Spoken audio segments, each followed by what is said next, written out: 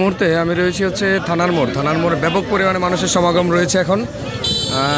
আজকে কোরবানির ঈদ, তো কোরবানির ঈদে এইখানে যে মানুষগুলো দেখা যাচ্ছে এরা হচ্ছে প্রত্যেক বাড়ি থেকে গোস্ত মাংস এটা হচ্ছে কালেকশন করেছে বা টোকাইছে আর কি, যেটা বলে নর্মালি। তো টোকানোর পরে এখানে এসে তারা হচ্ছে বিক্রি করে। হ্যাঁ, তো বিক্রি করে একটু লোয়ার প্রাইসে, আবার মাঝে মধ্যে দাম একটু বেশিও হয়, 700 টাকা বা 750 টাকা অথবা 600 টাকা। তো তারা টোকায় আনার পরে আবার এখানে এসে বিক্রি করে। তো এই যে টোকানোর বিষয়টা, এখানে হচ্ছে ব্যাপক পরিমাণ মানুষ অংশগ্রহণ করে। লোয়ার লেভেলে যারা রয়েছে তারা, অবশ্যই স্থানীয় জনসাধারণ খুব একটা থাকে না, দূর দূরান্ত থেকে এসে এগুলো কালেকশন হয়।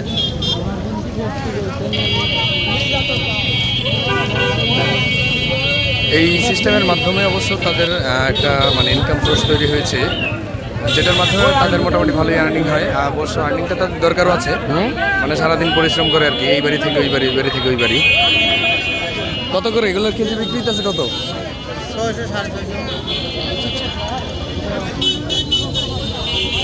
600 650 টাকা দাম বলার পরে উনি কিন্তু আমাকে জিজ্ঞেস করতেছিল, আপনি কি ভিডিও করতেছেন?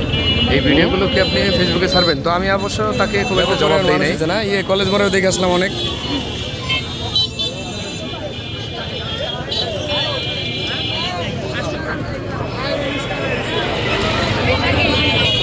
হয়তোবা তার কাছে একটু আনইজি ফিল হয়েছে, তো ডাজন্ট ম্যাটার। এইসব জায়গা থেকে আছে সমস্যা কিছু দেখে নিয়ে আসে, তারা বিক্রি করে। আবার কিছু মানুষ হচ্ছে টোকানোর পর এখান থেকে ক্রয় করেও নিয়ে যায়। তো এটা একটা প্রথা হিসাবে তৈরি হয়েছে এখানে। দেখলাম যে আমার কাছে I have a question to everyone. বিষয়টা হচ্ছে, কোয়েশ্চেনটা হচ্ছে এরকম যে এখানে যারা মাংস পাইছে বা পায় নাই, অনেক সময় আছে আমাদের এলাকা ভিত্তিক বা আঞ্চলিক অনেক মানুষ থাকে যারা মিডল ক্লাস, তারা কিন্তু আসলে কখনোই কারো কাছে হাতও পাততে পারে না এবং কারো কাছে শরমে লজ্জায় এগুলোর কারণে যায়ও না। তো সেই সুবাদে আমাদের যে ইসলামের জাকাত ব্যবস্থা রয়েছে, ওরকম একটা সিস্টেম করে যেই অংশটা হচ্ছে মানুষের জন্য, যারা নিচু লেভেলে তাদের জন্য সেটা এক জায়গায় করে তারপরে হচ্ছে ডিভাইডেড করে যদি প্রত্যেককে ভাগ করে দেওয়া হয়, তাহলে মনে হয় সব থেকে বেটার হতো। এখন বিষয়টা এরকম হয়ে দাঁড়াইছে যে একজন পাইছে বা দুইজন পায় নাই, অথবা যারা মিডল ক্লাস তারা কিন্তু না পারতেছে কিনতে, আর না পারতেছে হচ্ছে মান সম্মানের ভয়ে বা লজ্জায় বের হতে।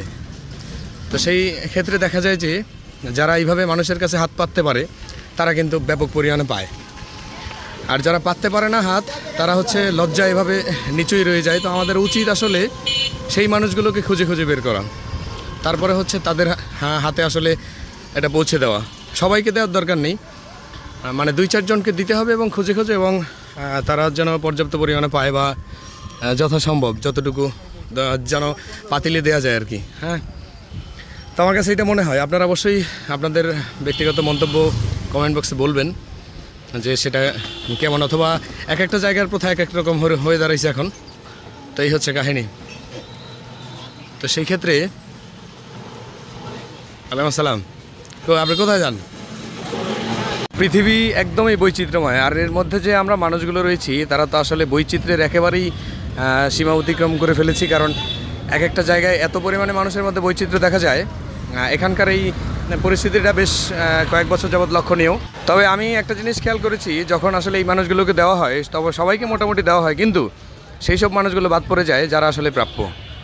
কতক্ষণ পরে সেই মানুষগুলোই দরজায় আসে যারা প্রাপ্য ছিল, কিন্তু তারা এসে দেখে যে সবগুলো শেষ, দেওয়া শেষ, অতএব তারা আর পায় না।